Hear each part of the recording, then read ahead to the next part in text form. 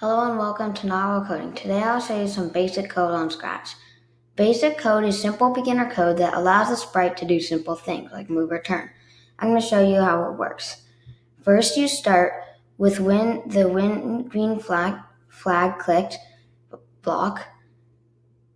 Then you grab the move 10 steps block and you put it underneath the green flag. So now you can click the green flag in the top and you'll see the sprite move a bit. Here it is. You can change the number in this to be anything you want. So if you make it a bigger number, it will move further. If it's smaller, it will move less. For example, if I made it move 100 steps, it would move even farther.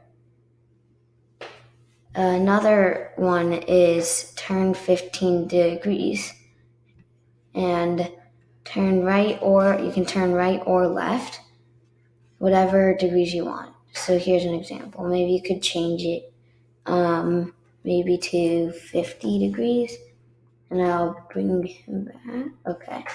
And that would turn the Scratch Cat, around.